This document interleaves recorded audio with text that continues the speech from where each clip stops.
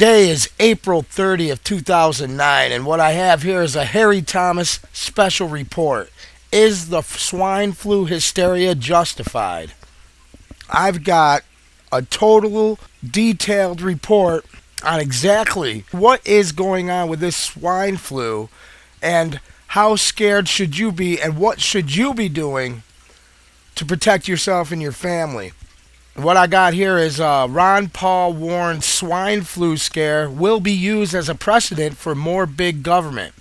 A repeat of the 1976 fear-mongering campaign is in full swing. Steve Watson wrote this Tuesday, April 28, 2009 at Infowars.net. Quote, "Step back and think for a minute before rushing and panicking," is the message coming from Texas Congressman Ron Paul, who has warned that the swine flu scare will once again be used as a precedent for big government intrusion. "It makes me think back to 1976, the first year I served in Congress," Paul said in a video update. "We had to vote on swine flu. Back then there was panic, and they said they was going to sweep the nation and rapidly came up with some flu shots, and the government was going to inoculate everybody and save the world from disaster." And in 1976, President Gerald Ford and then Secretary of Defense Donald Rumsfeld, a man who has long-standing intimate ties with the big pharma companies that will have and will reap millions in profits from these scares, instituted a mass nationwide vaccination program. More than 40 million people were vaccinated. However, the program was stopped short after over 500 cases of Guillain-Barré syndrome, a severe paralyzing nerve disease, were reported. Officially, 30 people died as a direct result of the vaccinations, though the real figure is generally thought to be much higher. At the time, Congressman Ron Paul was one of only 2 representatives to vote down the vaccination program. His comments were recorded in the book Swine Flu Expose by Eleanor McBean, a PhD and an expert on this subject. In 1976, they had all kinds of fear-mongering advertisement campaigns.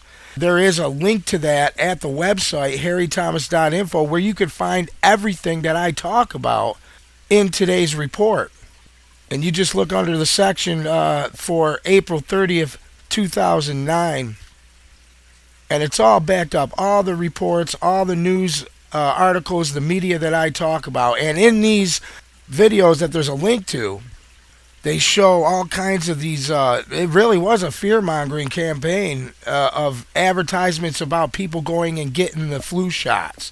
And that's where they had more than 40 million people vaccinated. It was part of that program, that mind control, again, that they used through the media to get everybody on board with their agenda. And even ABC News picked up on Congressman Ron Paul's statements. Swine flu skeptic, the sky is not falling. April 30th, 2009. ABC News' Jonathan Carl reports in Texas, state officials have shut down all high school sporting events. In Washington, Vice President Biden says he's advised family members not to fly in airplanes, but at least one member of Congress has a different message on the swine flu. Don't worry about it. Congressman Ron Paul out of Texas is a committed libertarian who is skeptical of government action of any kind. He is also one of the few medical doctors in Congress, and he may have a point. Maybe, just maybe, swine flu fears have been blown out of proportion.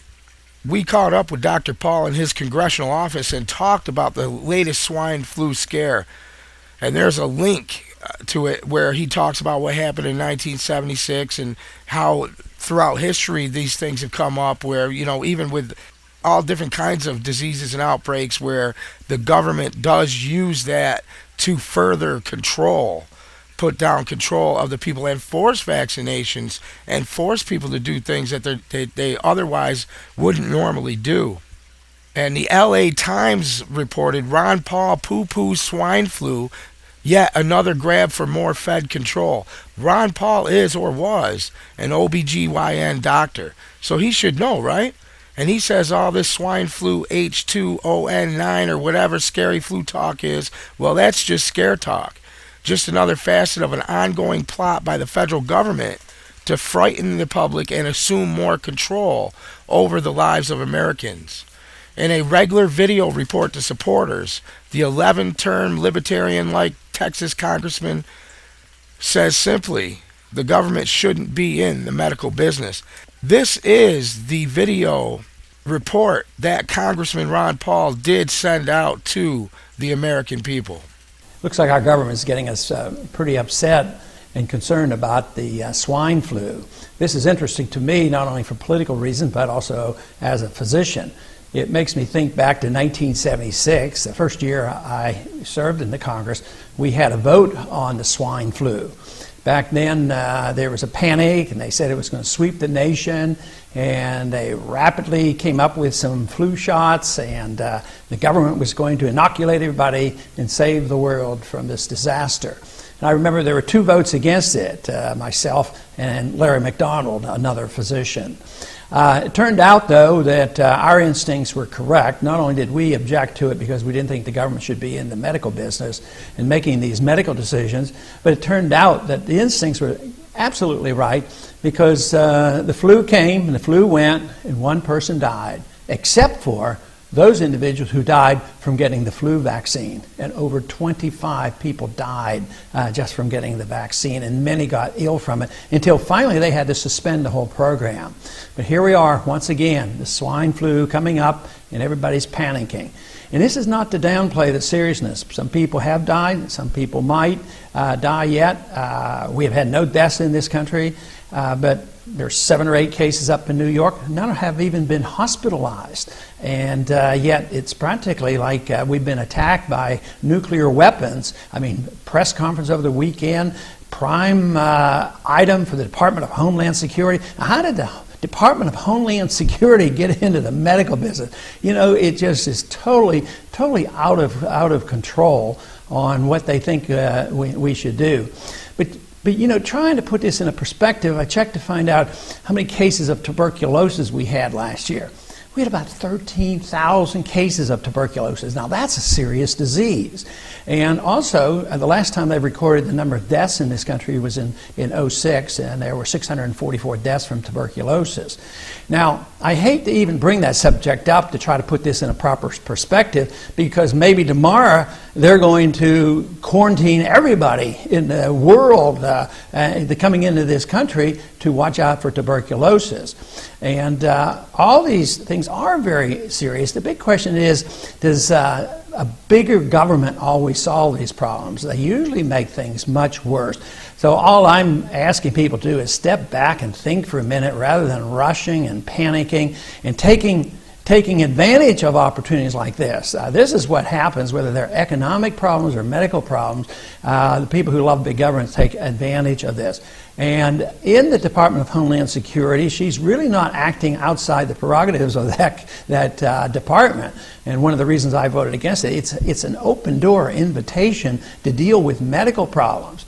And, of course, the way I see medical care in this country is deteriorating and the costs are skyrocketing, mainly because we have had central economic planning in medicine now for 30-some years. It hasn't worked very well, so now we're about to embark on socialized medicine.